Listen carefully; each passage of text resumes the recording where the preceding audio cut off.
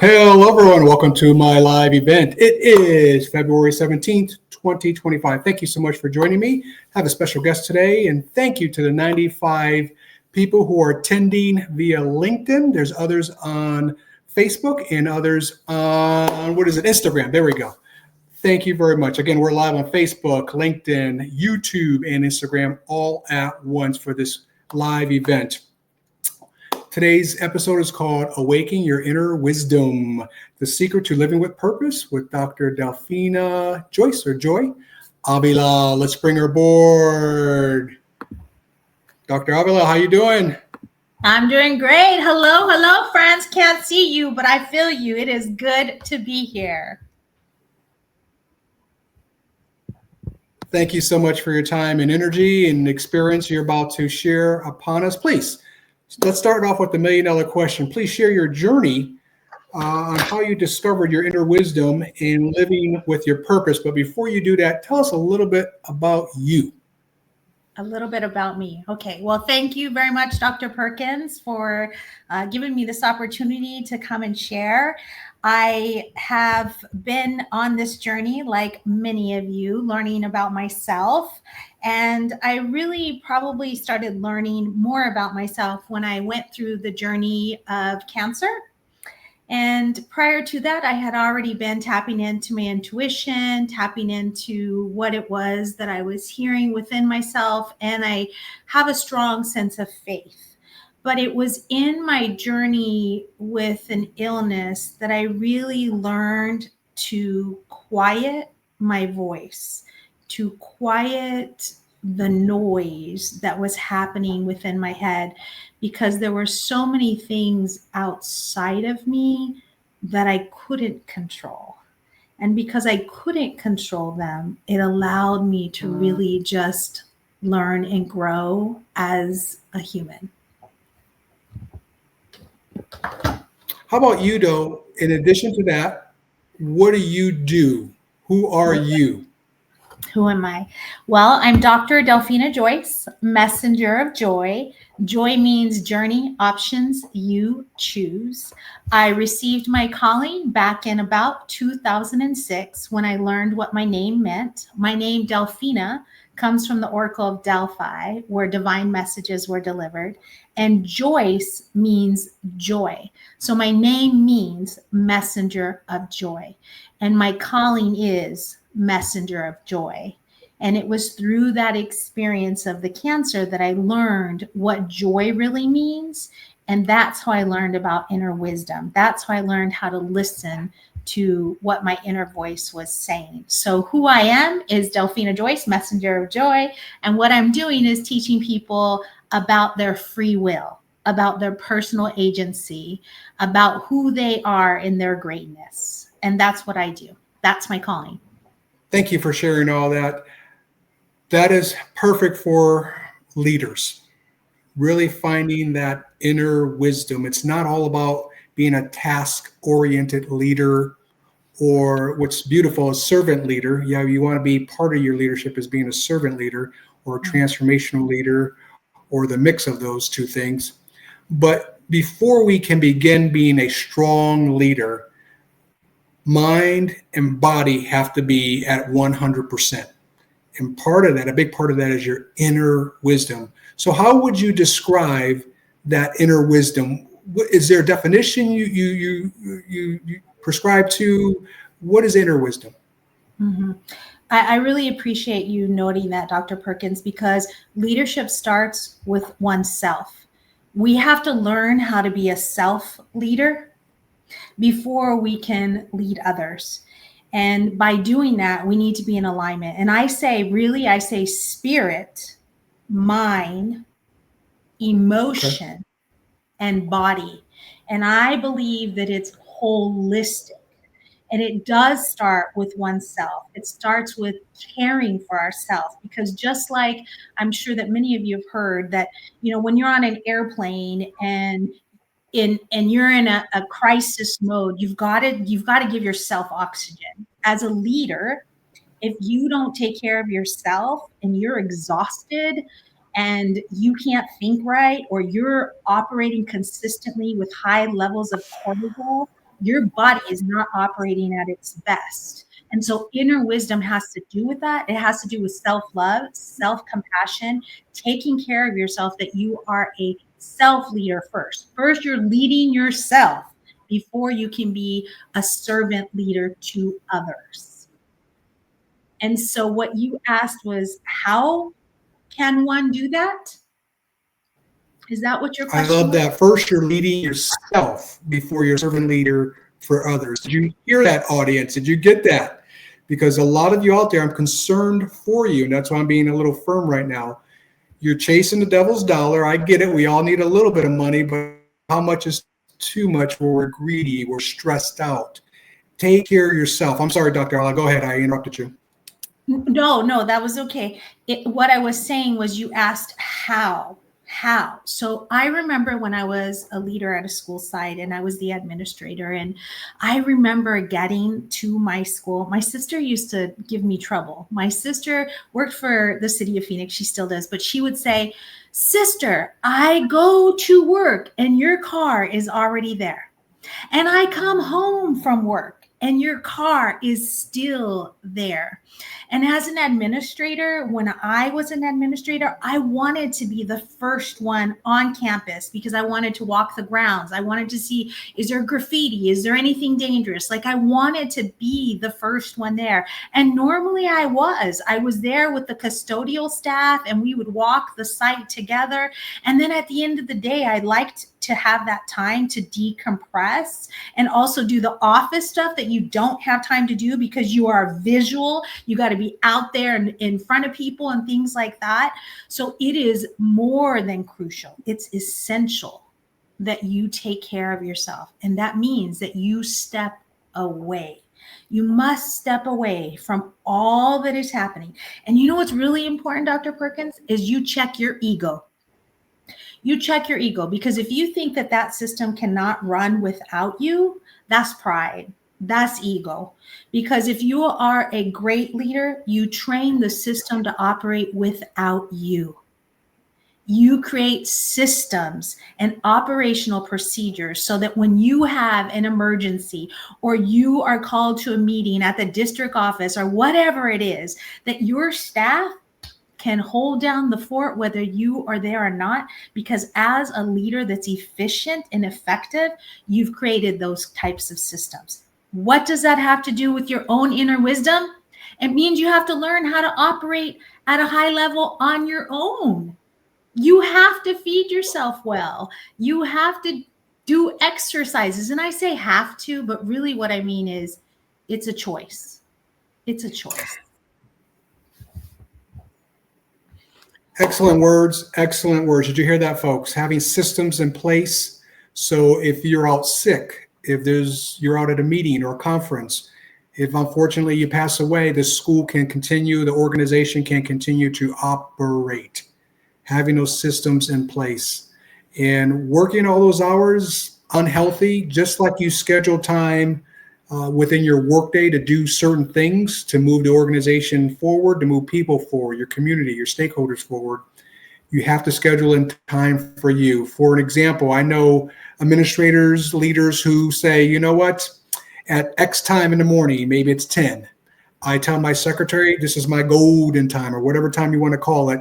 And I go in my office, I turn the lights off and I sit down, lay down for 20 minutes, whatever that time is. It's 15 minutes. And I just get me time, just relax, lights off, maybe some nice classical music or whatever music you enjoy, and just chill, get the mind and body right. It's kind of a form of a meditation. So I love your words. How would you describe, you just did that. Can you walk us through a moment in your life where trusting your inner wisdom led you to a significant change or breakthrough? I have a lot of those, but this one, I want to preface it with change is good. Change is good. So I was in a situation, and in this situation, I was operating with a title and I had a job description and a role. And with time, I realized that the work that I was doing was really above and beyond that scope. So in other words, I had a title of a coordinator, but I was operating at a director 2 level.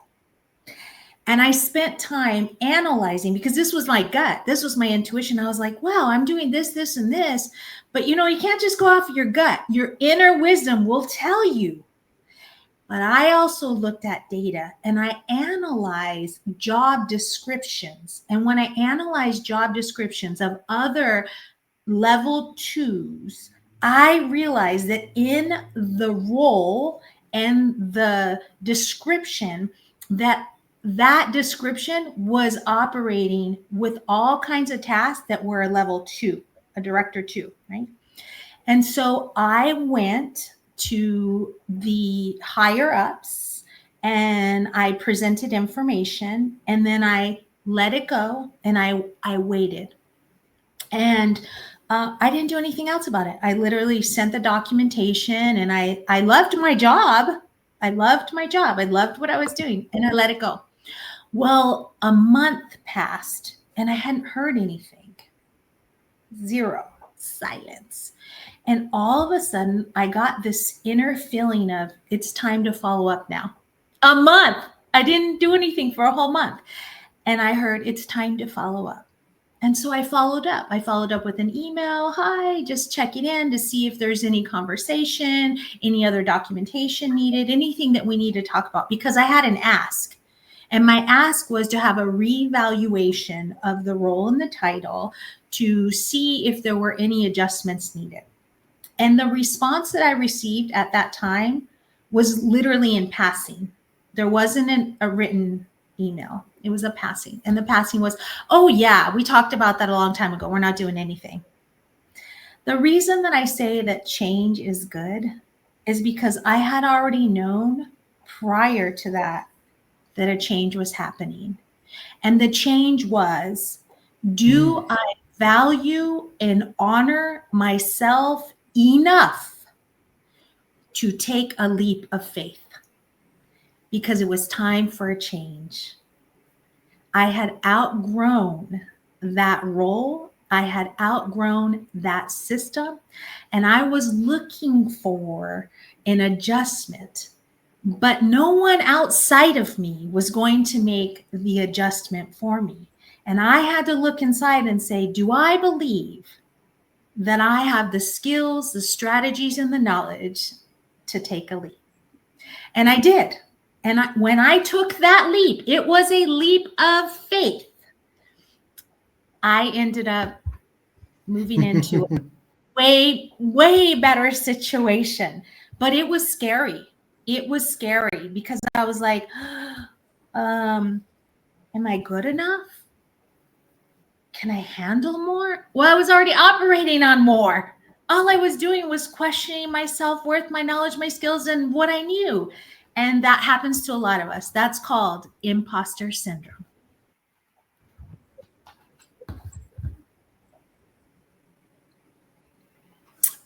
Former President Barack Obama does a good little piece on that imposter syndrome piece. He goes, when I became president and I started sitting at the table of all these powerful people, and basically he said, a lot of them, they're not smart. He was saying to himself, you over there, the way you're speaking and acting, you run a country, you're leading people. Mm-hmm. And then, he would say, so to the people, when you sit at the table, know you belong at the table. Yes. Know you belong at the table, and be at the table and be professional, have your facts, have your evidence, have your data, speak well, be classy. You didn't see him getting into any trouble, or any controversies. He always spoke well, presented himself well, represented the United States well, and that's leadership. All those traits, and knowing when you're at the table, you belong. And there's going to be people at the table who went through the same thing you did, and half of them don't belong, but you belong. So I love that analogy there. I appreciate that you say that. And I want to add a little bit to this because we are talking about inner wisdom. And I will be forthright with you, and I will be transparent with you. Do not throw your pearls to swines. There are tables that you may not want to eat at, and that is okay. Diplomacy is very important. It's crucial. It shows you're educated. It shows that you are willing to handle situations in different manners. There's no reason to act crazy or ridiculous. You can always show up in love and in light. But there will be situations that you do not need to partake of the food. You do not need to take part in the table. It is what it is, and that's okay. Because as an individual, joy, journey, options, you choose. It is about your free will, your personal agency. And we forget that. We get stuck in the rat race. We get stuck in the chaos, and we forget that we have power. And we do. We have power.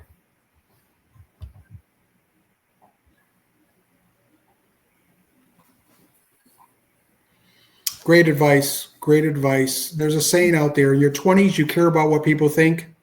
In your 40s, you stop caring. And then in your 60s, you realize no one was thinking about you to begin with. Do your thing, be positive, be productive, be at the table. Again, be smart at the table. Yeah. Are there any specific practices or habits that you found helpful in cultivating your inner wisdom on a daily basis? Absolutely. I start every morning before my feet even hit the floor. I say, today is the best day of my life, and every moment is getting better. I start my day knowing that every moment is getting better. That includes Monday mornings when I may not feel like getting out of bed. I've already set my mind to know that today is a new day. There's a new canvas. I get to choose how I'm going to show up. I get to choose what I'm going to do and how I'm going to do that. Because in our everyday, we always have tasks that we have to do, right? But we can show off grouchy. We can show up angry. We can show up so sad. But we can choose how we're going to show up. And you know what, Dr. Perkins? We have the power to increase our vibration. We have the power to change our energy. Do you know that if you literally do a couple jumping jacks, that you automatically are moving your cells and you are creating more vibration in your body? Sometimes we have to do that because we are down low. It happens. Sometimes we have not eaten. And if we do not eat, our sugar levels can go down. We've got to get some food in our system. So I say, start off with a positive mindset. For me, I call it the joy mindset. And the joy mindset is journey, options, you choose. Recognize that you have power and that you are in charge of your life. 2, I am a very strong advocate of faith. I have a strong faith. I believe in my Heavenly Father, who is my creator, and I pray and I listen. I quiet my mind so that I can hear. I do my study. That is me personally. So spirit, mind, body, emotion. Take care of those areas, and only you know what works best for you. Why? Because we're all different learners. Some of us see things and we get it. Some of us hear things and we get it. Some of us have to touch things to get it. We all operate different. That's what's so beautiful about being a human, is that we're unique and special and perfectly divinely created and equipped for our calling and our purpose.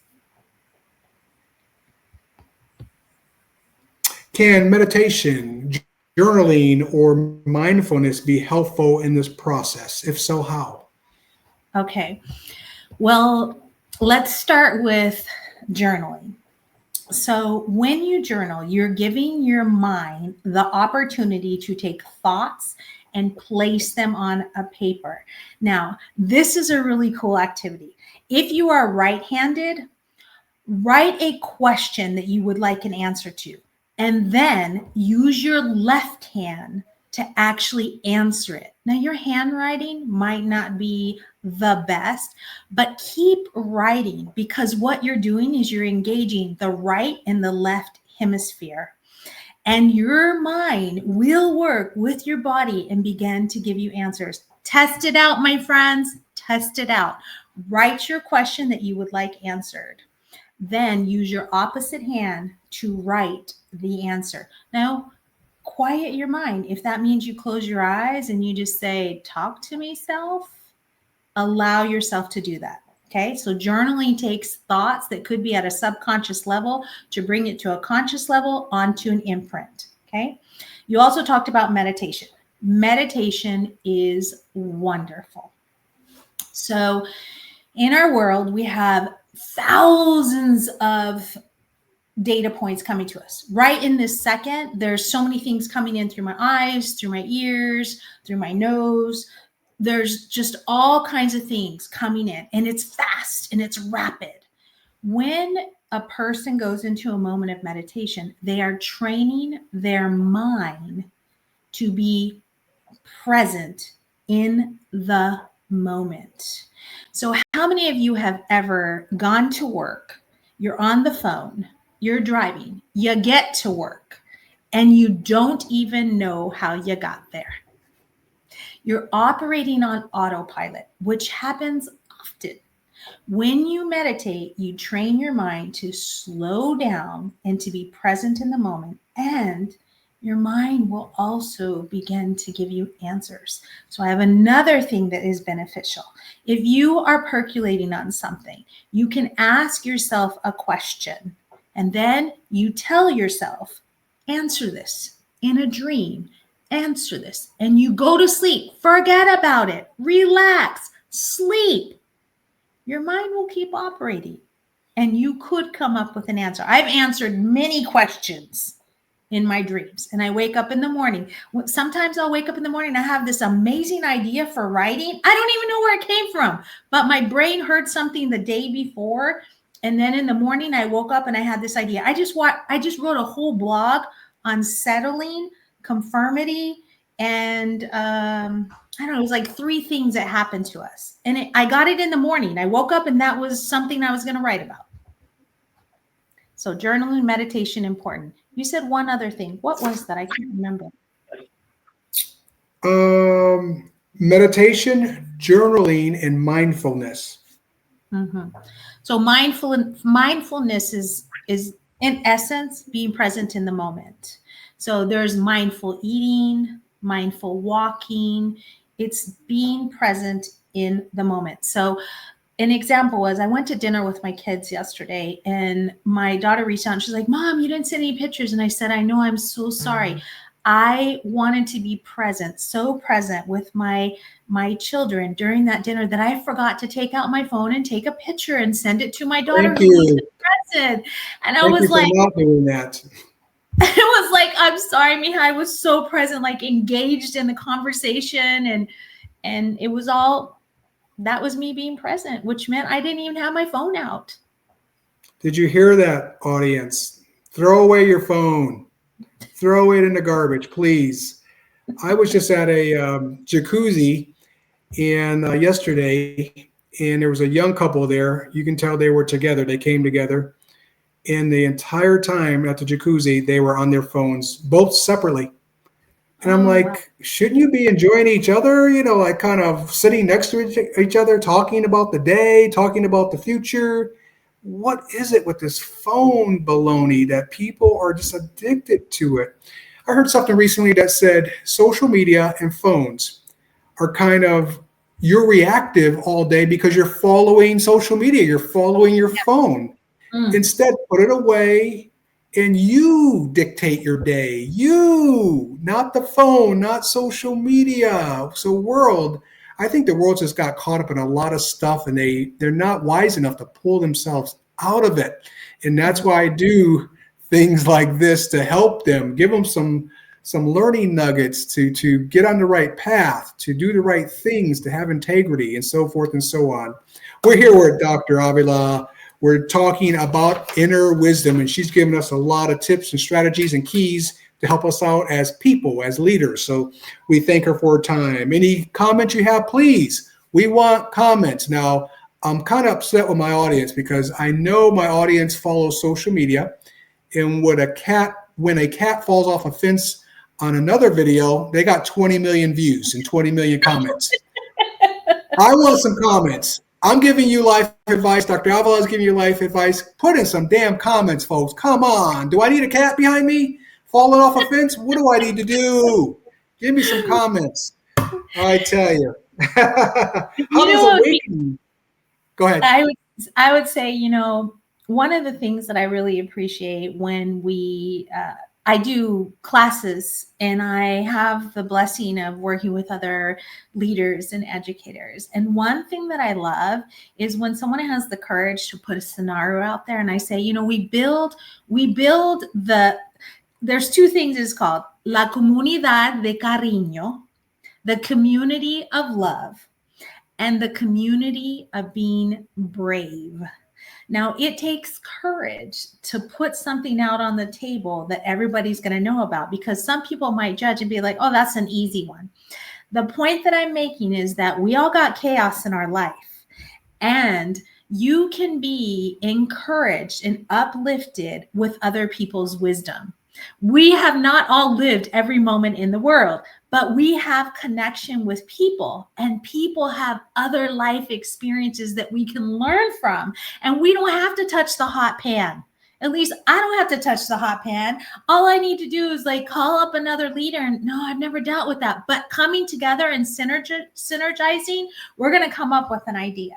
And that's what makes us wiser. That's what helps us to grow our inner wisdom. Well said. Other people who are doing positive, productive things, who are intelligent, who are researching, who are bring you experience, latch onto them. If you're the smartest one in the room, you're in the wrong room. So utilize other people. Don't be intimidated by them, and welcome them into your life, and network and communicate and stay in touch and bounce things off of each other. You can learn both ways. You can teach them stuff. They can teach you stuff. Do you believe? I want to share something real quick too. Okay.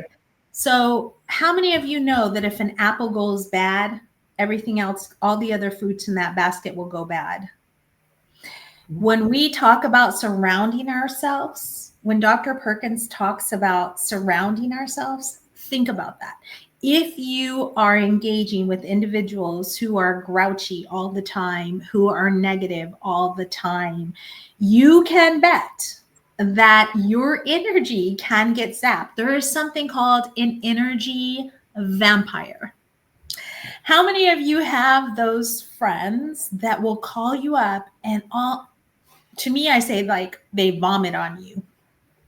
They literally just throw all of these problems out, no solutions. And I'm not saying that it is not good to have a listening ear.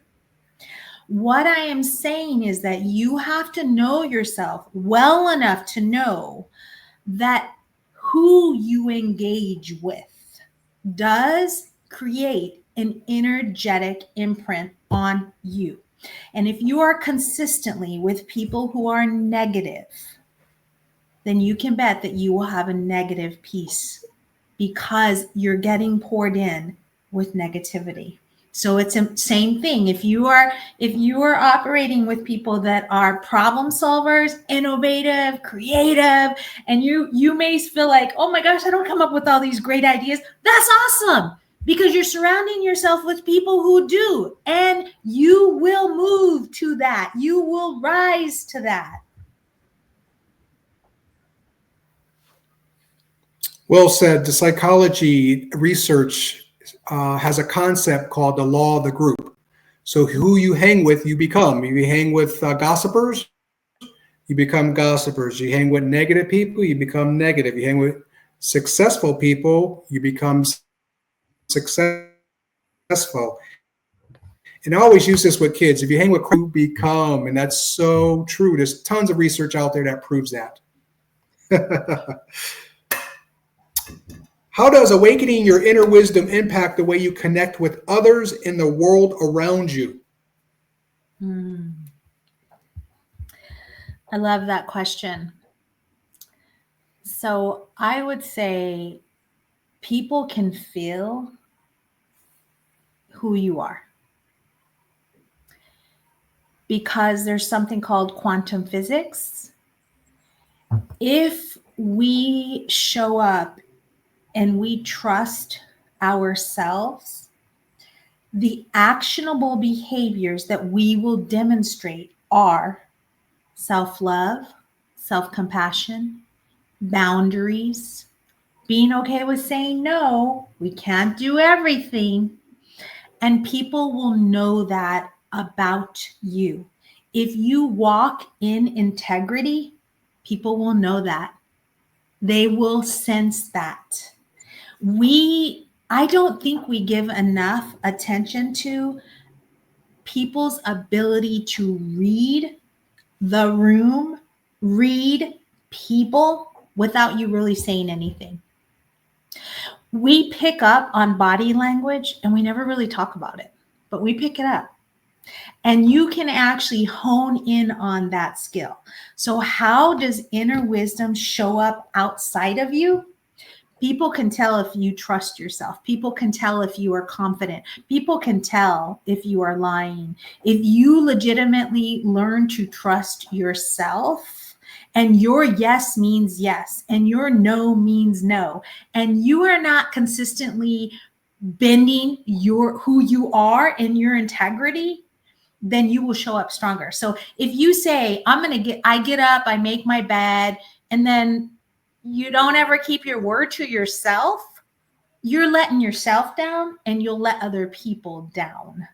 So self-leadership results in stronger inner wisdom because we keep our word to ourselves first. And that's probably the hardest thing to do. Self-love, self-compassion, keeping our word to ourselves. It's so easy to not keep our word to ourselves. Oh, I'll just, I'll do it later. I'm tired. I don't feel like it. And all we're doing is letting down ourselves. All we're doing is training ourselves to not keep our word to ourselves. And then we stop trusting ourselves. And when we don't trust ourselves, then our inner wisdom decreases. That is the key. Keep your word to yourself. If you say that you're going to do something, your yes means yes, your no means no.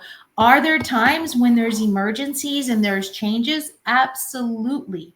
But the general rule, and I don't like to shit on people, but the general rule is mean what you say what you mean. A lot of people are struggling with that integrity factor, being real, being themselves. A lot of fakeness going on out there. I don't know why people are selling themselves out like that. That's disappointing. I love the words you're saying, and hopefully, audience, you're taking notes. You're grabbing these learning nuggets, and tomorrow, within 24 hours, you're implementing one or two of these things, and then next month, another one or two. Just really build them into your daily practices, making you a better person, making yourself a better person. I think people are afraid. People are afraid of being authentic.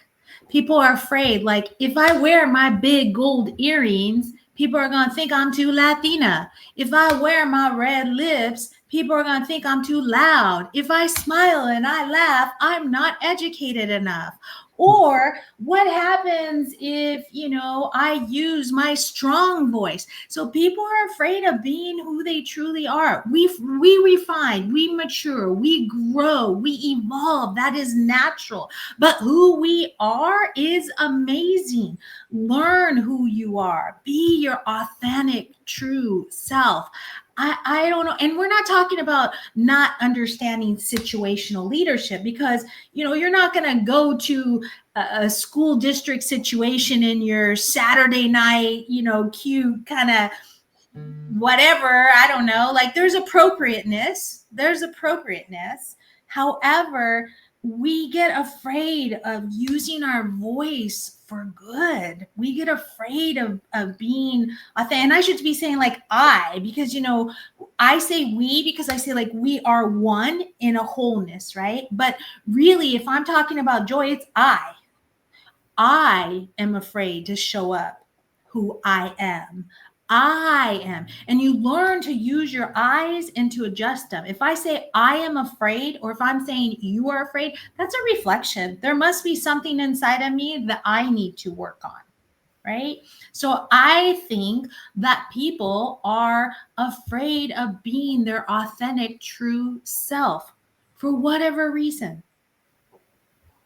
Well, hopefully these words tonight can help them start out at the gates of being themselves. Remember what I said before. In your 20s, you think people are watching and listening and judging you. In your 40s, you kind of figure out, no, not really. In your 60s, you're so damn mature, you say, you know what? No one was thinking about me to begin with.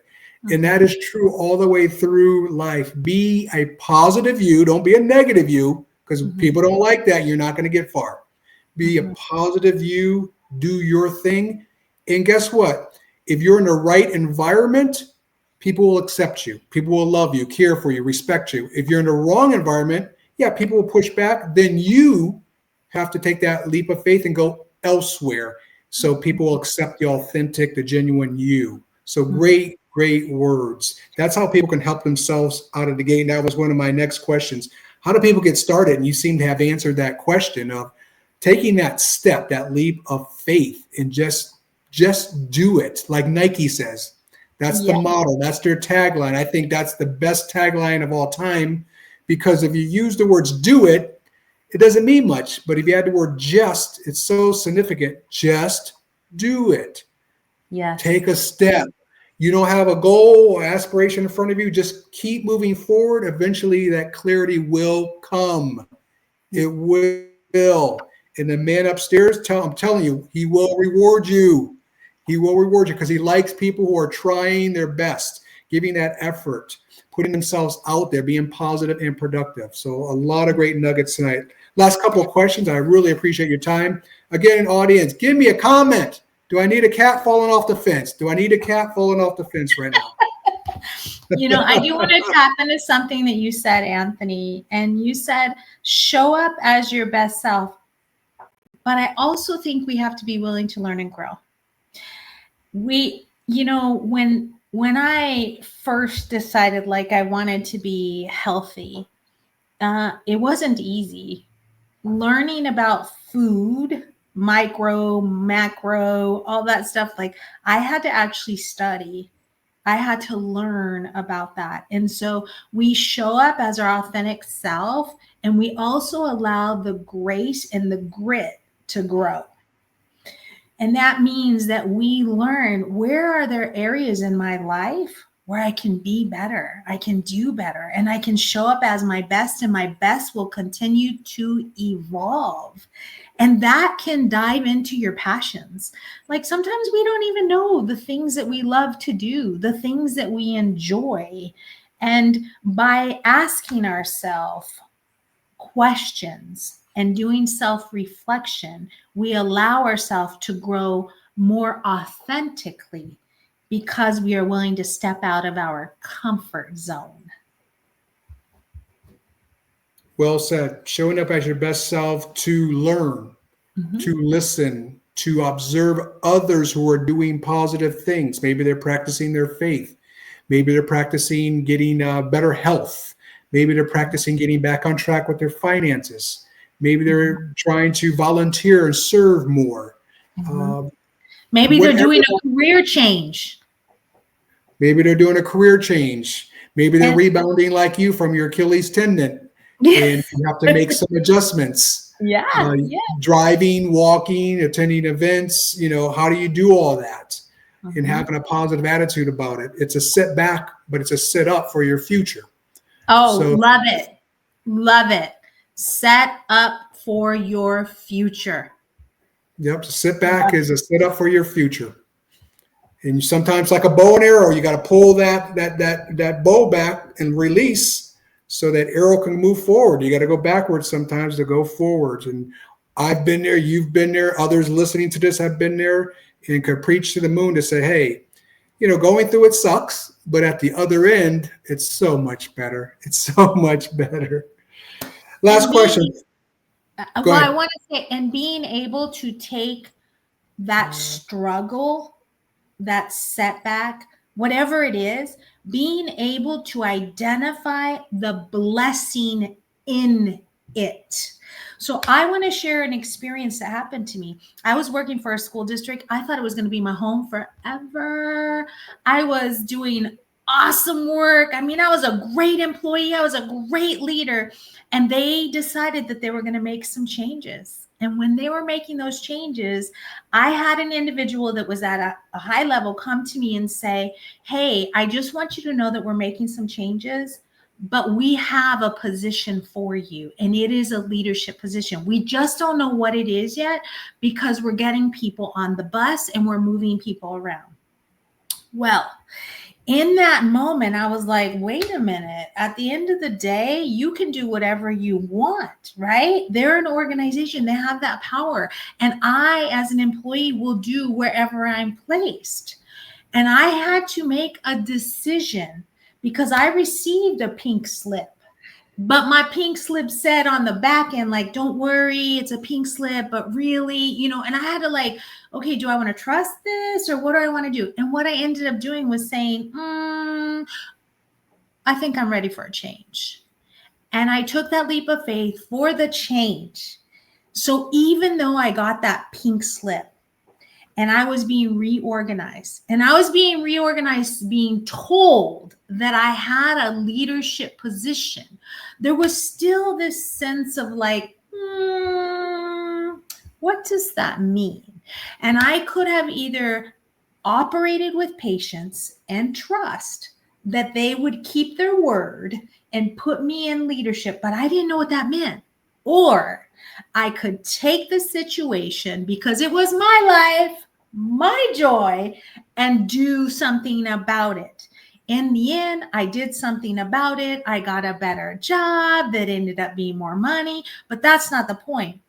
The point is, when I got that pink slip, I said, what? I'm not good enough? I'm giving it all I got. I'm showing up and I'm working over. I'm a workaholic and blah, blah, blah, blah, and all this stuff, right? And I was taking it personally. And I was saying like, oh my God, I'm getting fired? What the heck? I gave myself a few minutes to do that. And then I went like, oh, no, Delphina, whose life is this? Are you going to be operating in the woe is me? Are you going to be operating in this is a blessing? If a door is going to kind of close and it's closing slow enough for you to do what your next step is, you just say, thank you, Jesus. Praise you. I'm ready for the next and I can step into it. And that's what I did. The point I'm making is that in every setback, there are always blessings. You just got to be able to find them. And I've never heard of someone saying you got a job, we're going to move you, and then still give you a pink slip. Typically, they just move you. So that's weird. That sends a bad message. That's not good leadership. You don't do that to people because no matter how much you prep them, people still have emotions. Yep. And that's not leadership. So shame on them. Yeah. In closing, I've kept you a long time. I really appreciate your time. For those inspired by today's conversation, what steps should they take in the next week to begin their journey towards greater purpose, greater self-awareness, inner wisdom? Yeah. So here's what I say. Identify a problem. Identify a challenge. Identify something that is really just eating at you. Identify it. Write it down. This is really eating at me. Whatever it is, it doesn't matter what area of your life it is, write it down. 2, pray on it. Meditate on it. Do what it is to release it and let it go. You could journal on it. That's step 3. What is a potential answer? And allow yourself to begin to learn about what the potential answers. I will tell you, you have answers inside of you that you may be afraid of hearing. But if you will be strong enough, wise enough, and willing enough, you'll hear your answers. And if you're hearing your answers, that's probably a good thing. But then you just got to decide, am I willing to show up in faith or will I continue to operate in fear? Your choice.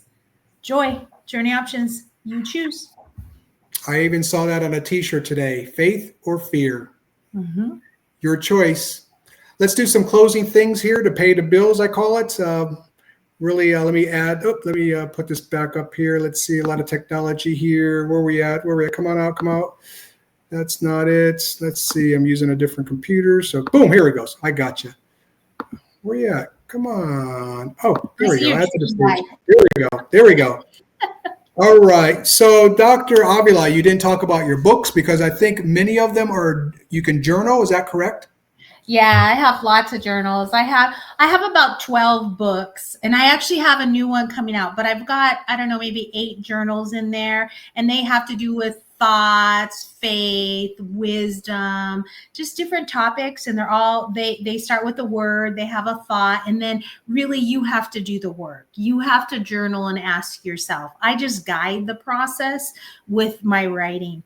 But then I have some other books that are on, faith in general. I have one that's coming out that I'm so excited about. It's called Voices Across the Border. And the goal is to uplift the international teacher voice. We didn't talk about that, but I worked with international teachers, and we have a book that has probably about 12 international teachers and their stories, and they give so many nuggets of wisdom in that book. So that's going to be coming out February 28th. I'm excited about that, and I'm hoping that organizations and teachers will purchase those, and then I'll have the opportunity to teach about that, because that's when I'll really dive into some instructional practices and how to support those that we serve. And those are our educators if you're in a school institution. And I'm excited. Let's see what happens. I want it to be a bestseller. So buy it. It's only like $20 or something like that. And where can I buy it? On Amazon? On Amazon. Yeah. It launches February 28th, and it's a good way to support. There's some great nuggets in there. But ultimately, it's, an international teacher comes with a maleta, a suitcase.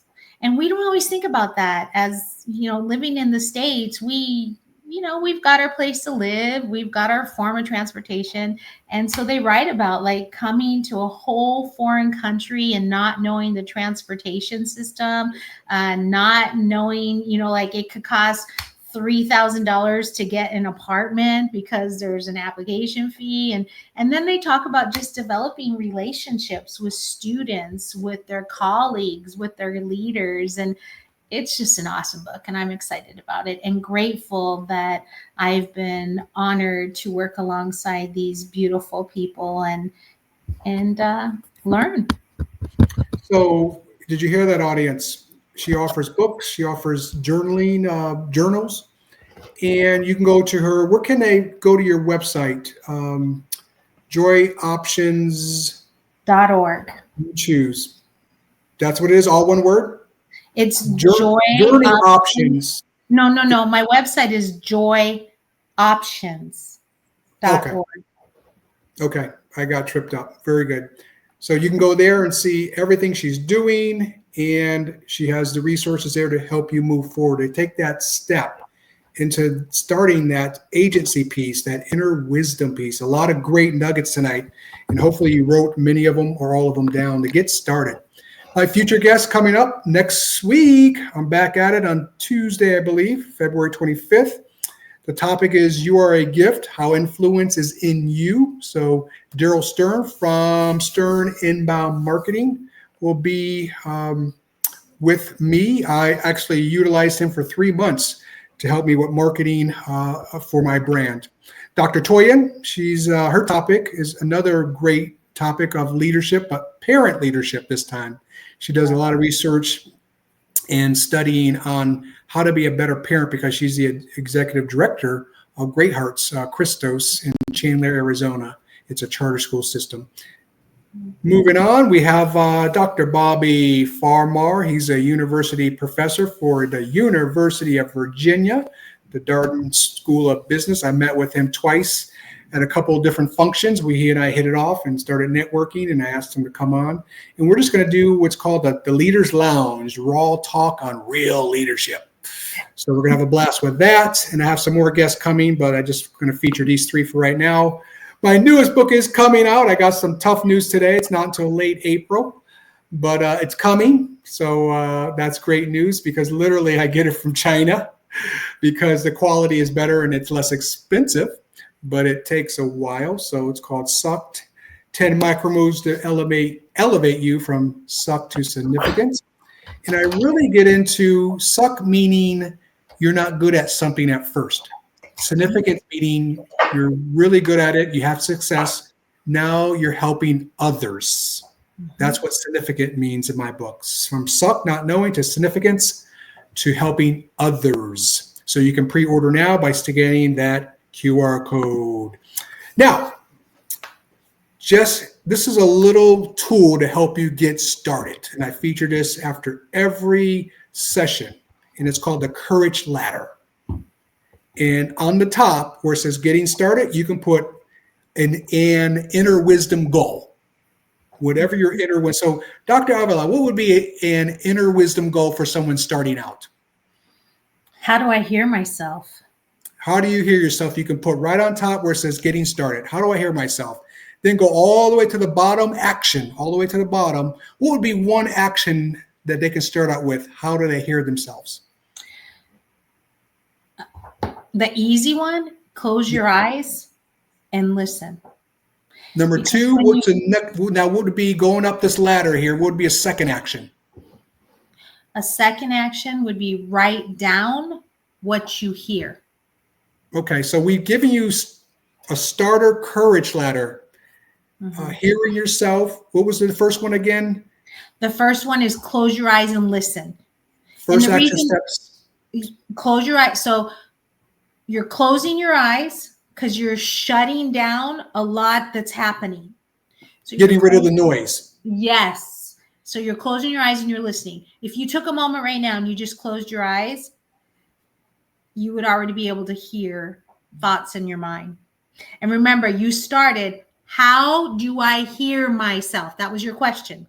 Step number one, close your eyes, listen. Step number two, write down what you hear. Step number three, learn to discern between the noise and the truth.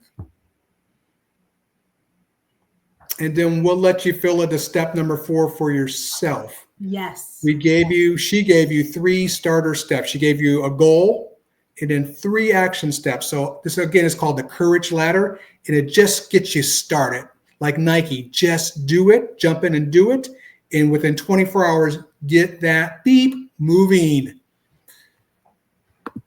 All right, so what's that one big thing? That one big thing, you got to do something, folks. We're asking you to do something. We're pushing you off your comfort couch, and you're flying as you're building your wings, as you're falling down that cliff, but you can do it. One big thing, is it the Courage Ladder? Is it something else? But do one thing to get yourself moving right away. And I do not share this with the public.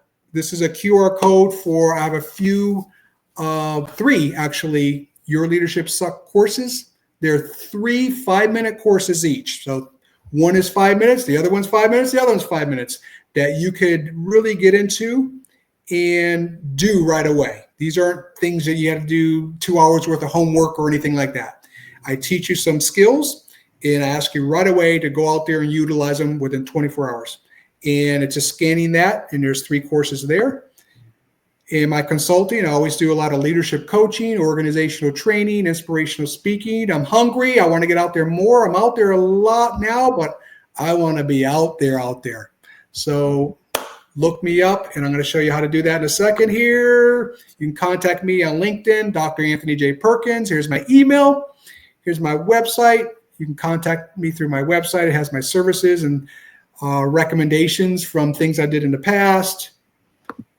And some other ways, my YouTube channel, Dr. Anthony J. Perkins, Instagram, @PerkUp67, Facebook, Anthony J. Perkins. And I think I've exhausted everything there. All right. Thank you so much, Dr. Avila. And I want to recommend that you get, I don't have your book with me. It's right on my nightstand. Do you have it right there? What it's called? It is a great book. Eye Against Eye. Is it, what is it? eye against eye, getting out of your own Yes, way to I against succeed. that. Yes. There are so many nuggets of things that you can put into play that are actionable steps. Easy, actionable steps. Easy, So if you easy. haven't gotten that book, get the book. It's an easy read. You've got places to put your own notes. When you talk about that courage ladder, he's literally, he doesn't call it a courage ladder, but he's created activities within there. And I read that book. It is on my nightstand, and I pull it out when I say, okay, where am I at? Am I being a little bratty and I don't want to do my goal? And I just read your words again. Thank you for that. Yeah, I try to make things simple but effective. That's my whole goal in life. I don't want you to read a book and it's too complex, it's over your head, and it's hard because all you're going to do is throw the book away and keep moving on in life. So thank you for that. Is there an email or somewhere where people, if they have any further questions for services, for wisdom, what's an email they can get in contact with you? You know, if they go to the joyoptions.org, we have a contact form and I get them. It goes Okay. straight to my email. So Awesome. I know, I need help because sometimes I'm like, oh my gosh, I just want to have lunch. Well, thank you, Dr. Avila. If you can stay on for a quick debrief. Thank you, audience, so much for attending tonight. I will be back next week on a Tuesday, and we'll get back into it, giving you some more learning nuggets. Everyone, what did my boy Josh Allen say? Oh, man, I had it in my head, and I want to use it as a closure. Oh, man, I'm getting old, and I'm getting forgetful. So be good, do good, God bless, go Bills. Everyone, have a great night. See you soon. Take care. Blessings.